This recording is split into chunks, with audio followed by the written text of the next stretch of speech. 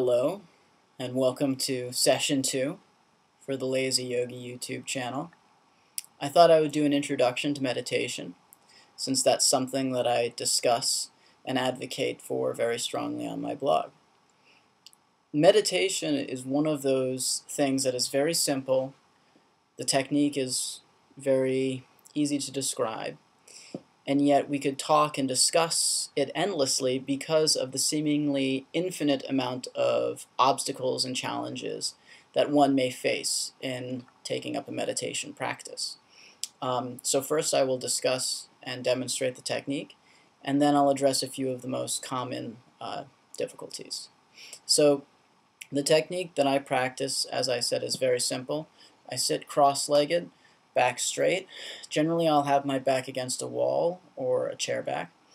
I'll interlace my fingers and leave them in my lap, though, you can do whatever you want with your hands, really. It's just what feels comfortable. So you close your eyes, and you gaze with your attention in the space between your eyebrows.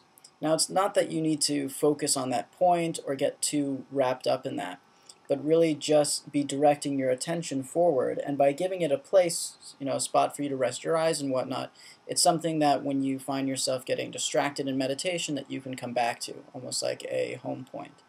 But once you grow comfortable in your meditation and less restless, when you're staring there in that direction, it's not really a point that you're constantly thinking about. It's just gazing with your attention there.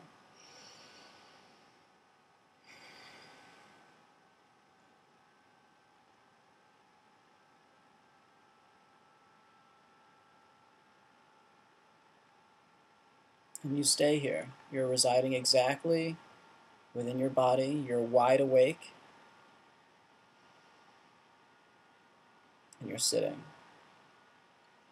That's the technique. You're not repeating any mantras. You're not doing any visualizations. You're not traveling to other planes. You're not doing anything. You're abiding. And I guess it's a lot more difficult than it sounds. And that's where discussing the challenges come in. It's when we finally sit down to meditate that we begin to notice how wild our inner world is. We have these thoughts that are constantly coming and going and jumping from one train to the other. We have emotions that are bubbling up, even several ones, and it's hard to differentiate what we're actually feeling. When I first started meditating, I started feeling this tremendous amount of rage. And I wanted to get up out of my meditation and just throw things around my room, just all sorts of chaos. And all you can really do is sit and sit and sit. You can't force peace, or you can't force your meditation to have any sort of qualitative experience. It really comes from just letting it all settle. I often liken it to watching particles swirl around in a glass of water. You can't try to force those particles down to the bottom. The more you try to force them down, the more waves you cause. All you can do is sit and let it be and let it all settle to the bottom. Even during that settling process, it might not feel like things are settling. It might feel horrible, but all you can do is just sit and let it happen. Every meditation experience you have when you sit down is the one that you need.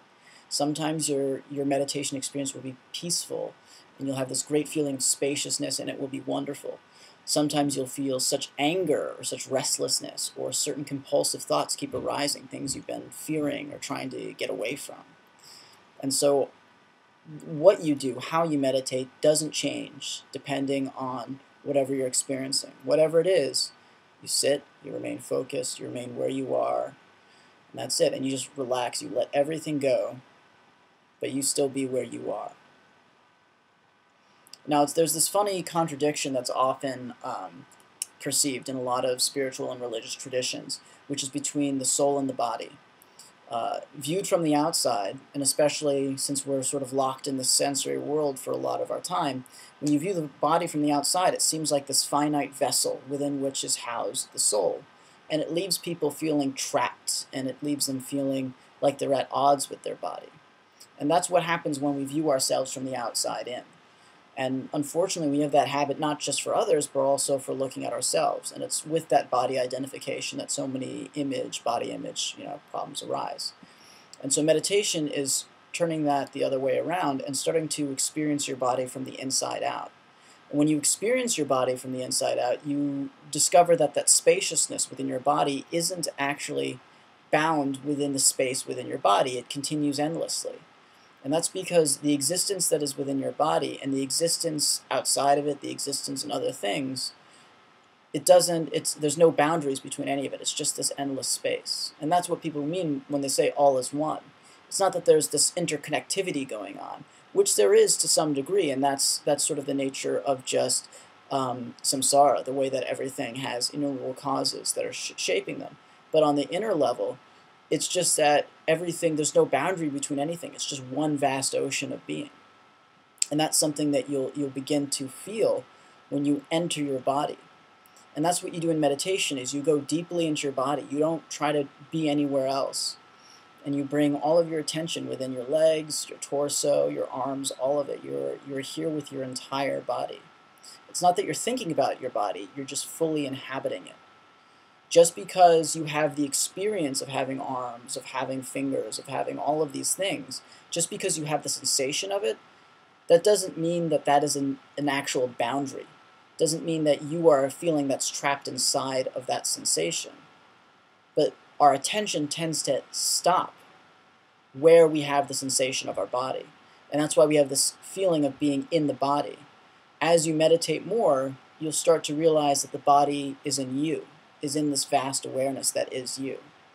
Meditation is not about reaching a level of awareness, but rather recognizing and remembering yourself as awareness, and then abiding as that awareness.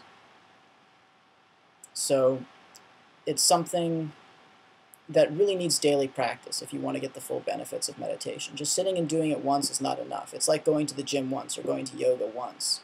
You know, it's if you want to see a change and to really feel the full effect of it, you need to do it every day, or you need to do it on a really routine basis. I recommend every day, starting with 5 minutes and then working your way up. The goal is to hit an hour a day.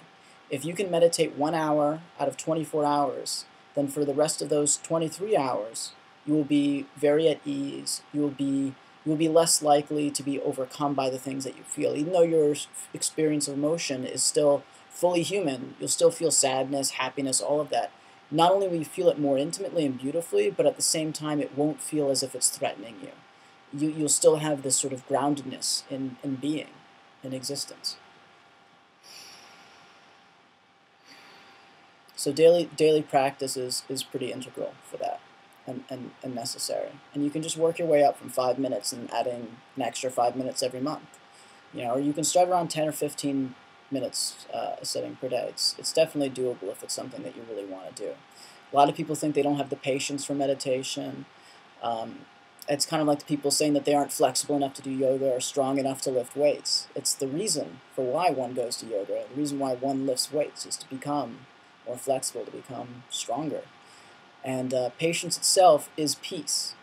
It's not that one leads to the other. So as you grow more peaceful, you will grow more patient. And then things get interesting. So I'm glad that you took the time to check this out. If there are any questions that I might answer, anything you feel like I haven't addressed, you can reach me at lazyyogi.org. I take questions. I'll respond to them as quickly as I can, and I'll probably be putting up another video with follow-ups on whatever we feel like we missed, whatever I can possibly improve on. So thank you. Namaste. And you'll hear from me soon.